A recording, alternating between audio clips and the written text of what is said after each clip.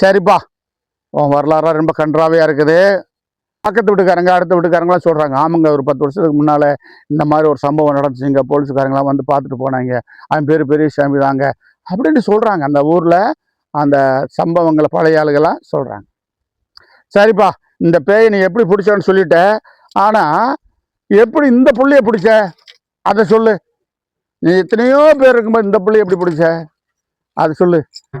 ஆற கோலம் கம்மாயிலே வேறு பறக்க அண்ணே வந்தாலனே வந்தாலனே ஆற கோலம் அம்மாயிலே மதியான வேலையிலே அண்ணே வேலையிலே நெரு பறக்க அண்ணே வந்தாலனே அண்ணே வந்தாலனே சூறாவளி காத்து போல ஆசைப்பட்டு அண்ணே பிடிச்ச நன்னே அண்ணே பிடிச்ச நன்னே அண்ணே பிடிச்ச நன்னே.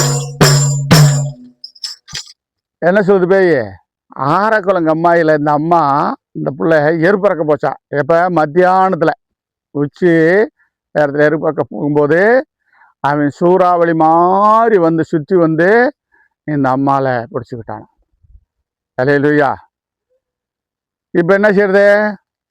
இந்த பேய் இந்த பிள்ளை விட்டு போகணும்னா கோளாறு போயிரு. பாவம் ஏழை குடும்பம், இன்னவனுக்கு எத்தனையோ இருக்காங்க, பிடிச்சிக்கோ, இந்த பிள்ளைக்கு மேலே உட்காந்து அலக்களிக்காதேன்னு சொல்லி அவளுக்கு பூசை பண்ணும்போது அதை கேட்கும்.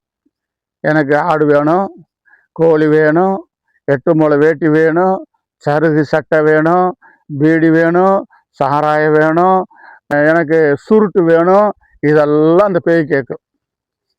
புரியுதா சொல்கிறதே? நீ பேய் ஓட்டும்போது பார்த்துருக்கியா?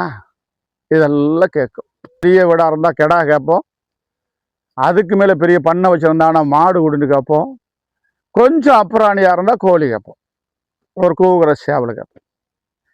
இதெல்லாம் அது பேய் வாயினாலேயே சொல்ல சொல்ல சொல்ல சொல்ல எழுதிக்கப்பா. உன் குடும்பம் நல்லா இருக்கணும், உன் குடும்பத்தை வாழ வைக்கணும், இந்த பேய் போகணும், நீ சந்தோஷம் வாழணும்னா எல்லாம் ஒரு பேப்பரில் எழுதிக்கோ.